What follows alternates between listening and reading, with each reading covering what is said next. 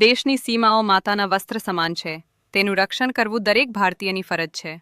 ભીષ્મ પિતામહ. નમસ્કાર દર્શક મિત્રો, સરહદ ન્યૂઝ ચેનલમાં આપનું સ્વાગત છે. હું અનિતા ગોસ્વામી. હવે જોઈએ સમાચાર વિસ્તારથી. બનાસકાંઠા રેન્જ આઈજી પરીક્ષિતા રાઠોડની વાવ થરાદ સરહદી વિસ્તારની મુલાકાત દરમિયાન કાયદો અને વ્યવસ્થાની સમીક્ષા સાથે વડાપ્રધાનના આગમનની તૈયારીઓ પર મહોર મારવામાં આવી હતી. બનાસકાંઠા રેન્જ આઈજી તરીકેનો કાર્યભાર સંભાળ્યા બાદ પરીક્ષિતા રાઠોડ એક્શન મોડમાં જોવા મળી રહ્યા છે અને તેના ભાગરૂપે તેમણે સરહદી વિસ્તાર એવા વાવ અને થરાદની મહત્વની મુલાકાત લીધી હતી. આ મુલાકાત દરમિયાન તેમણે જિલ્લા પોલીસ વડા ચિંતન તેરૈયા અને અન્ય ઉચ્ચ અધિકારીઓ સાથે બેઠક યોજીને કાયદો અને વ્યવસ્થાની સ્થિતિ અંગે ઝીણવટભરી ચર્ચા કરી હતી. ખાસ કરીને વાવ અને થરાદ પંથક આંતરરાષ્ટ્રીય સરહદને અડીને આવેલો સંવેદનશીલ વિસ્તાર હોવાથી સુરક્ષા વ્યવસ્થામાં કોઈપણ પ્રકારની કચાસ ન રહે તે માટે જરૂરી સૂચનાઓ આપવામાં આવી હતી. આ બેઠકમાં આગામી સમયમાં વડાપ્રધાન નરેન્દ્ર મોદીના સંભવિત પ્રવાસને લઈને પણ ગંભીર ચર્ચા કરવામાં આવી હતી અને આઈજીએ પીએમ મોદીના આગમનની વાત પર સત્તાવાર મોહર મારીને વહીવટી તંત્રને સજ્જ થવા સંકેત આપ્યા હતા. સરહદી વિસ્તારમાં નશીલા પદાર્થોની હેરાફેરી અને ઘૂસણખોરી જેવી પ્રવૃત્તિઓ રોકવા માટે ટેકનોલોજી અને હ્યુમન ઇન્ટેલિજન્સનો મહત્તમ ઉપયોગ કરવા પર ભાર મૂકવામાં આવ્યો હતો. આઈજીએ સ્થાનિક પ્રજાને પણ અપીલ કરી હતી કે રાષ્ટ્રની સુરક્ષા માટે પોલીસને પૂરતો સહકાર આપે અને કોઈપણ શંકાસ્પદ હિલચાલ જણાય તો તુરંત જાણ કરે.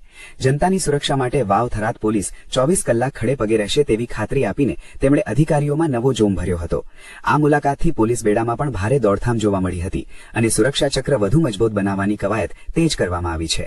પ્રજા અને પોલીસ વચ્ચેના સમન્વયથી ગુનાખોરી ડામવા માટે આ મુલાકાત અત્યંત નિર્ણાયક સાબિત થશે તેવું માનવામાં આવી રહ્યું છે. વાવ થરાદ જિલ્લો નવનિર્મિત છે અને એને કારણે અત્યારે ત્યાં વાવ થરાદ જિલ્લા માટે પ્રજાનો સહકાર ખાસ જરૂરી છે અને એટલે પોલીસને જ્યારે પણ તમારા સહકારની જરૂર પડે ત્યારે અહીંયાથી સહકાર મળી રહે તેવી હું અપેક્ષા રાખું છું.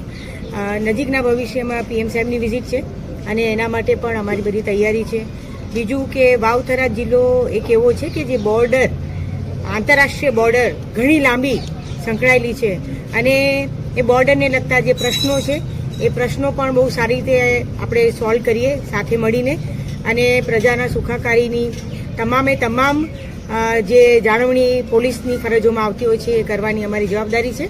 એટલે ફરિયાદી આવે, આંતરરાષ્ટ્રીય બોર્ડરને લગતા જે પ્રશ્નો આવે એ બધા પ્રશ્નો અમારી વાવ થરાદ પોલીસ પૂરી રીતે સારી રીતે અને તમામને ન્યાય મળે એ રીતે કરવા માટે સક્ષમ છે અને કટિબદ્ધ છે.